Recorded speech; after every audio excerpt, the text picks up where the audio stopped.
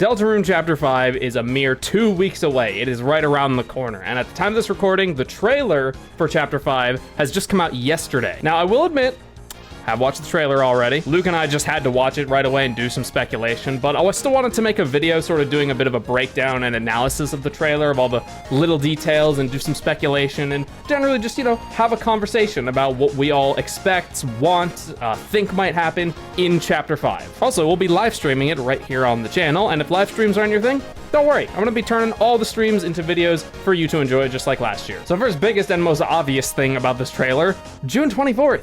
That is not that far away. And second thing, this little end screen that they used for the Chapter 5 trailer kind of reminds me a lot of the ending of Undertale, because we had all the characters looking out at the sunset. Now, judging by the rooftop, we have the Fun Gang standing on here, and judging by the general style of the rooftop, this might be taking place in the Dark World. I mean, this might not even be canon, but the fact that this is kind of similar to that the final scene in Undertale's Pacifist Route is kind of interesting, because there's another parallel to Undertale in this trailer. But before we get to that, we should get to another, ironically, Undertale-related thing, but more importantly, an Asgore-related thing. The very opening of the trailer is a little sprout growing, and then eventually Toby Fox. But sprouts growing and plants growing and later on flowers seems to hint at the fact that the next Dark World is probably gonna be inside Asgore's flower shop, the good old Flower King. And if we skip ahead a little bit right here, we can see that a yellow flower has sprouted on Toby's head. Yellow flower, huh? Where have I seen that before? And the first real look we get at some of like the enemy interactions is right here, right at the first bit. New adventures are blooming. Yeah, blooming, like flowers. We got these weird, like flower knights or flower things. They kind of generally resemble the shape of a Rudin. I'll throw one, like I'll do a little side by side here for you. They look a lot like Rudins from Chapter 1. And it seems as though, if we, hang on, let me throw it in slow-mo for everybody here, because that'll just make this a little bit easier. I'll throw it in slow mode. There we go, slow mode, guys. It seems like these little red circles kind of spawn the bullets, like a reverse Flowey seed circle, because remember how like Flowey did the little seed circles, he'd surround you and then bah! This seems to be the opposite. The circles are sending the projectiles outward, which is pretty interesting. But it seems as though the little bundles of petals, I guess, are moved toward the circle and then explode, which is quite interesting. So we at least have a new flower-themed enemy, just more evidence and hints that this will probably take place in the flower shop. And then right here we have what I think, and what Luke and I speculated, is probably a dojo battle. Because over here we have characters we've already seen. We have the balls, which all seem to be working together now. We have good old Trashy down here in the bottom right, and Newbert in his final Super Saiyan form. And they're kind of just throwing a whole load of stuff at you, but the soul has like a fork or like a trowel or something in its hand.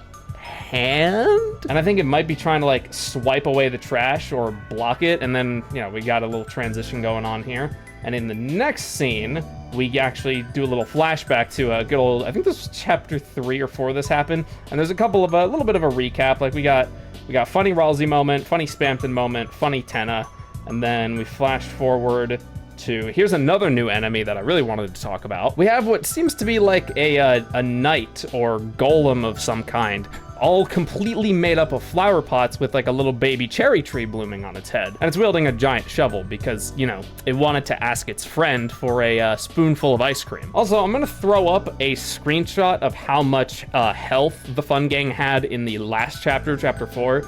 I don't actually know off the top of the dome if their maximum health in the trailer here has increased, but I'll throw up a screenshot so you can do a little comparison. And in this fight, there's these little like green cups at the bottom, which seem to be doing something anyway. And then right here, if we go frame by frame, the soul, I see. So the flowers are like spouting things out. Yeah, the little cups are at the bottom are sprouting out little projectiles, and it seems but the soul is also carrying a watering can.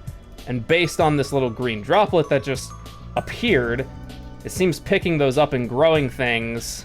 Yeah, if we rewind a little bit more, it seems to bloom the enemy, because the enemy wasn't quote unquote blooming initially. And then we go a little bit forward and we see the Fun Gang walking up to what looks like a feather just sitting in the middle of like a Japanese style house, I guess, or I don't know, some sort of monastery or something. Now, that's pretty interesting because if we rewind our brains back to chapter 4, we remember Gerson talking about his book, you know, the, what was it, Lord of the Hammer, that was it, and he was talking about the different chapters. And a lot of people have been using Gerson's dialogue about, has sort of been using it as like almost like a map of what the future chapters are going to be about, because the first 4 seem to line up with the general themes of Deltarune's chapters 1 through 4. So people were kind of, and including myself, were kind of using Gerson's, you know, talk about his book chapters as kind of like a parallel as to what the future chapters of Deltarune might actually be about. And he also at the end talked about how, you know,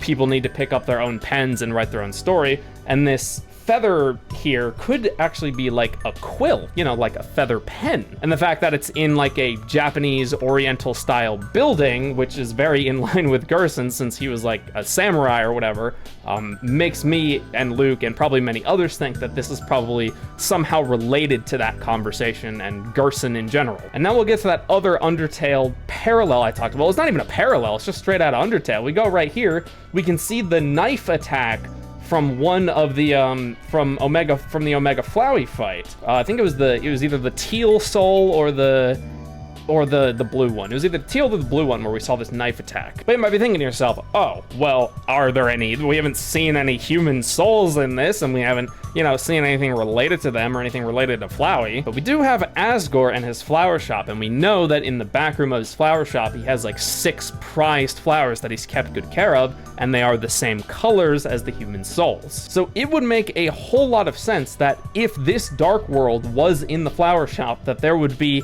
enemies or mini bosses akin to the human souls that the flowers that those 6 particular flowers turned into when the dark world got created. And it is Asgore, and you know, we know for a fact that some things between Undertale and Deltarune just straight up didn't change, like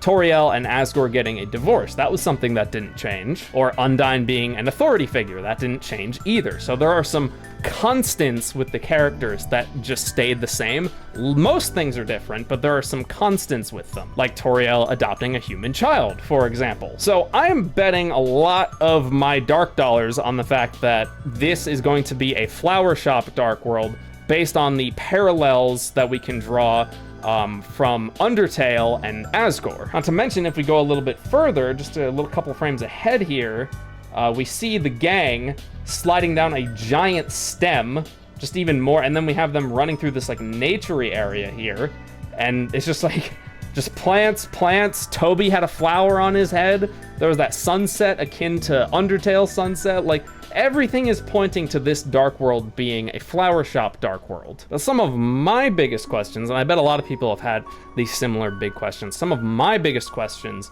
are about the festival. Because there is like nothing related to the festival in this trailer. And Toby knows how to keep his cards held really tight to his chest. So everything from this point on is rough speculation based on the events of Chapter 4 and just general speculation for Chapter 5. So it is Luke and I's bet that the festival will happen before that the gang enters the Dark World. Because the festival is going to take place in town, right? It's going to be this huge event, and obviously Flower King is probably going to provide a bunch of flowers for the festival, like for decorations and stuff. So let's see if we can put our collective minds together and sort of piece in some of the possible events that lead up to the entering of this flower shop dark world. Let's start with what I think is one of the most obvious things, that being that one scene in Chapter 4 where the soul, us, get disconnected from Chris and we kind of move around the holiday house and we see Asgore in the office and we see him talking about how he has a black shard, probably very similar to the one that Chris has. That seemed to make a lot of people believe that Asgore is somehow way more involved in the dark worlds than everybody else might realize. And there might be a couple of reasons for that. Obviously, his #1 priority and reason is for the sake of his family. He wants, above all else, to mend things with Toriel, maybe not necessarily get back with her. I mean, he definitely wants to, but he definitely wants to mend things between himself and her for the sake of their children, not necessarily himself, but for the sake of their children. And it's possible that someone or something in the Dark World made him some sort of promise that would sort of make him believe that, like, oh, if they see what I'm doing, or if they realize it's all for the best, then, you know, maybe things can be fixed. Perhaps Asgore even knows about catastrophes like the Roaring and all of these crazy things that could happen and all this destruction that could be wreaked upon the world, just this on the same level as the Fun Gang, basically. Maybe he knows about all that and he's trying to be the hero and try and stop it himself for the sake of everyone else and sort of try and make everyone forgive him that way. After all, we have no idea what this crime was that Asgore was involved in. I mean, you know, he hit Des and killed Des with his truck and all that, but we still don't really have any finer details about what this crime was that everyone sort of hated him for, you know, that got him. I don't think he got kicked off the police force. I think he was going to, but then he left, I think. Or maybe, who knows, maybe it actually was related to Des, and maybe, like, he was the one put in charge of finding her, like if she actually went missing, or solving the murder case if she was killed, and he just couldn't do it, and everyone was just disappointed in him. I think that's entirely possible. But the point is, Asgore might think that he's doing the right thing by making some sort of deal or just doing something in the Dark World to try and show people that, you know, he's not a bad guy, or he's not this pathetic loser everyone thinks he is, or something like that. He's trying to prove something, basically. I think it's roughly apparent from a writing standpoint, at least from my perspective, that Asgore is trying to prove to people that, you know, he's not the man they all think he is, or that, you know, he never was this terrible person, or just trying to show them that he's grown and that he's changed.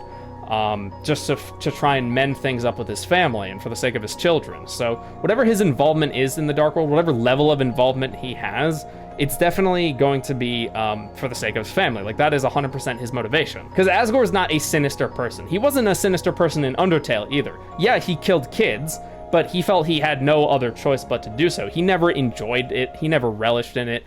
The regret and sorrow and just horror weighed on him for centuries. We know that Asgore is not the sinister type. It's just not who he is. However, the results of his actions and him being easily blinded by his emotions might lead him to do sinister actions or do evil things for the sake of the greater good, not realizing how much harm it caused in the process. You know, he's definitely the type of person and the type of character who's written to more so focus on the results of something rather than the process of obtaining those results. Not that he doesn't, you know, ignore the process forever, because eventually it catches up with him and weighs him down, just like it did in Undertale, but it's definitely clear that when his emotions are strong enough, his judgment is a little bit clouded and he can only see the results as opposed to the path getting there. So perhaps during the festival, the Fun Gang, or Susie and Chris more rather, will run into Asgore or see him doing something or say something really mysterious that sounds like it's Dark World related stuff, and then they'll see him disappear into the flower shop. And then when they go to investigate, they open the doors and it's like, oh my god, Dark World. That's the most like likely and the one with the least amount of assumptions as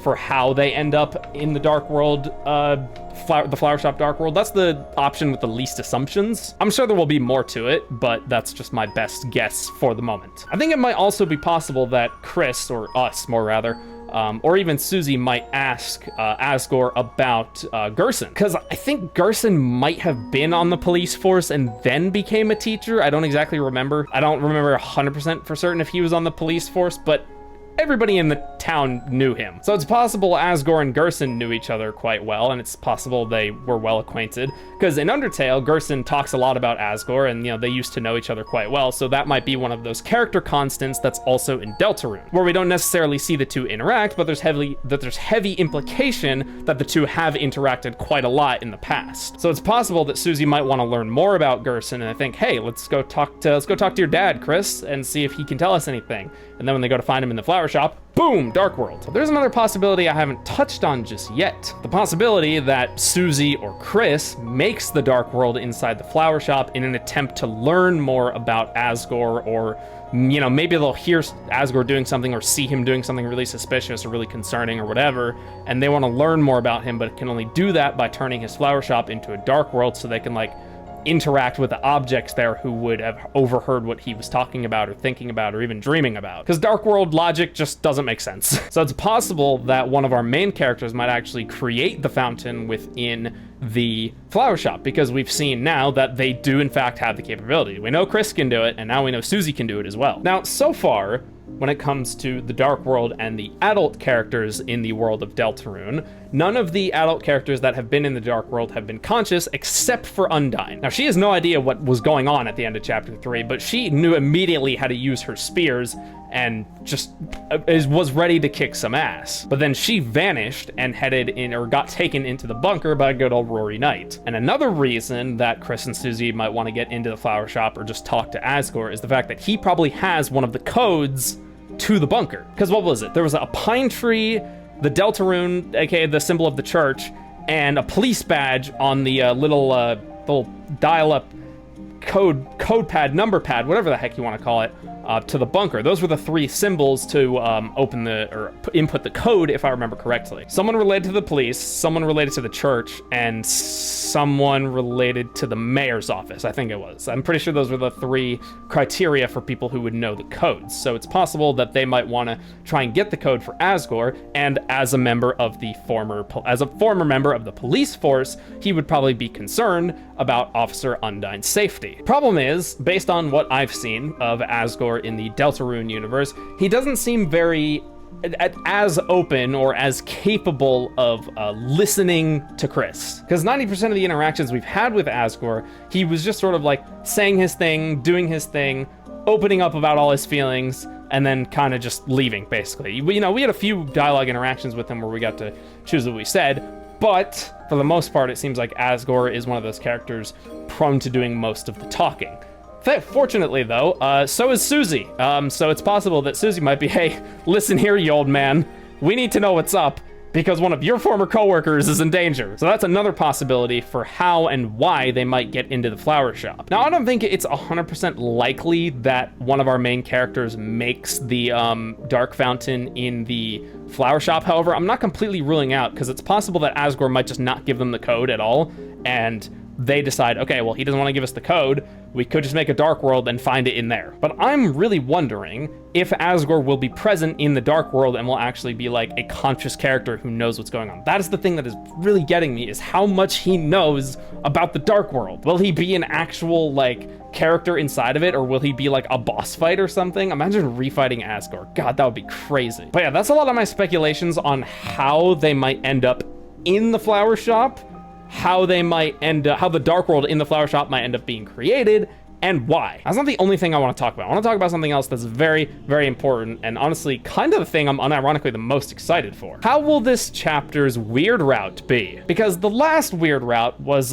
very messed up. We exert even more control over Noelle, and sort of like, supposedly, based on some of the clues we were given in some of the visuals, like almost entangle a fragment of the soul inside of Noelle to exert more control over her. Because the Noelle vessel theory is like a very popular one, and there is like fair reason to think it's possible.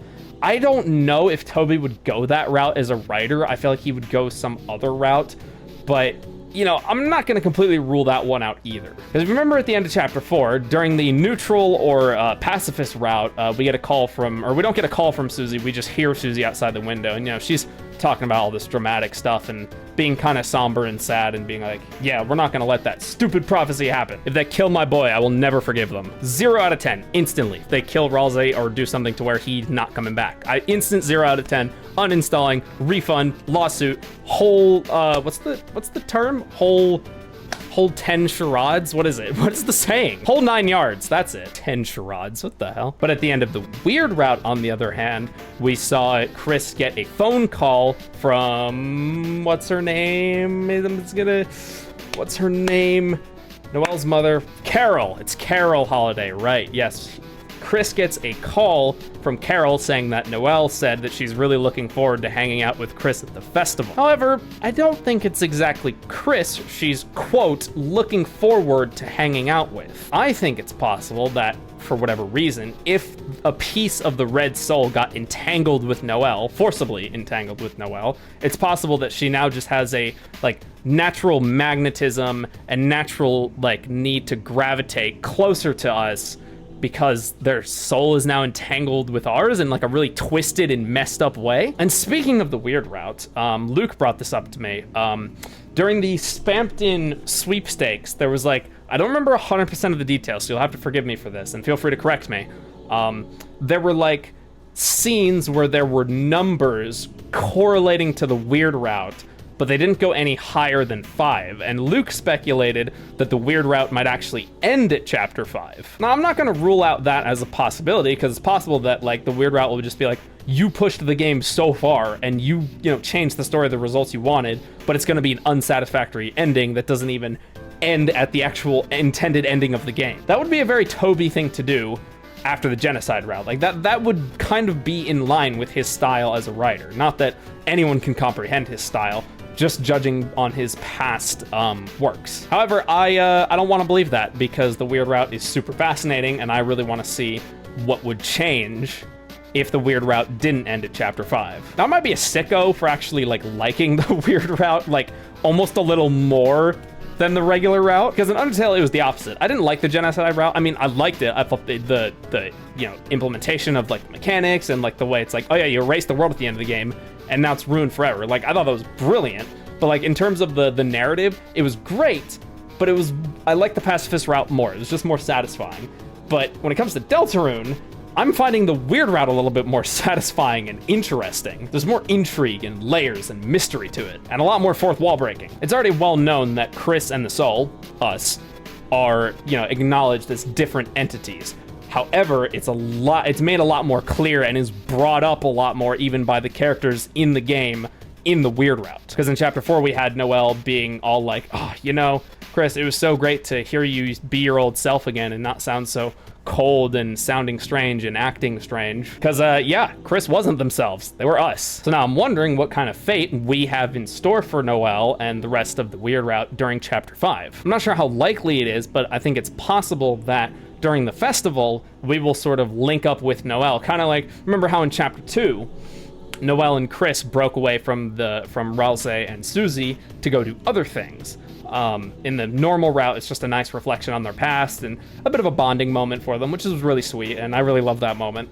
But in the weird route, it's completely different. They completely take over the story. Like our influence over Noelle completely overrides the rest of the story. It's like we do our thing with Noelle, and then we freeze everybody's dead, and then we go straight to Queen's Palace. Queen isn't there, fight Neo, over. That's it. That's the rest of chapter 2's weird route. So I'm wondering if something similar is going to happen in chapter 5, where us, forcibly take Noelle and break away from the main group, or at least from Susie in the light world, and maybe we drag Noelle into the dark world to do that thing again, the whole murder thing. I think that is fully within the realm of possibility, where Noelle and Chris will break off from the group and either do something like similar to chapter 2, or try to and fail, or like Chris and the Soul get in like a real like fight almost, maybe. I don't know, but chapter 5, I know for a fact, is going to be extremely integral, and I think something of a turning point for the weird route. Chapter 4 was already something of a turning point, but this is sort of going to be like that was like the first start of the turn into the apex. This is going to be the other half of that turn, getting out of the apex. And wherever it goes, and I know it's gonna go somewhere I don't expect it to, and all the speculation will probably be for naught. It's gonna be a blast, and I'm really looking forward to playing it again. Like, I am really looking forward to playing Deltarune again. Like, at first, like, when chapter 1 came out back in, like, what was it, 2017, 2018, something like that? Like, I tried to play Deltarune, I tried to get into it, and I was like, yeah, it's pretty good, but I don't think it's really my thing. And then I saw one of my favorite YouTubers, Gromic999, play Chapter 2 with his little entourage, and I was like, oh my god, wait, Deltarune's actually really good. And that's when I really got into the game, and that's when I was like, okay, I need to play the first 2 chapters in preparations for 3 and 4, and then they came out, and then, well, you all know the rest. So if you're looking forward to more Deltarune shenanigans with myself and Luke, and all of our crazy ramblings and theories and what have you, feel free to press the like and sub button so you'll be notified when we stream that in 2 weeks. We're going to be streaming it on the day of release. Hopefully the Steam servers don't break again as everyone desperately tries to update update their game the minute the update comes out. And if you haven't watched any of our Chapter 3 and 4 videos, both the normal route and the weird route, feel free to check those out. They're a great watch. They're genuinely like some of my favorite videos on this channel. Just me, my friend, and my cool audience checking out Deltarune, having a good time, coming up with crazy theories, making friend inside me jokes left and right. It's just a good time. But if you liked my speculations and analysis and breakdown of the Chapter 5 teaser trailer, and you want to really support me and really watch Chapter 5 and watch some of the stuff in advance, be sure to check out the channel memberships or the Patreon. Not only do you get access to a whole bunch of exclusive rewards, but you also directly support me in the process, literally help me keep a roof over my head, and help me keep making these videos for all of you. So be sure to check those out if you want me to continue doing so, because well, it's a rough time out there. But that is gonna do it for now. Thank you all so much for watching, and yeah, I'll see you all in 2 weeks when Deltarune Chapter 5 comes out. Where's friend inside me, Toby Fox? Friend inside me.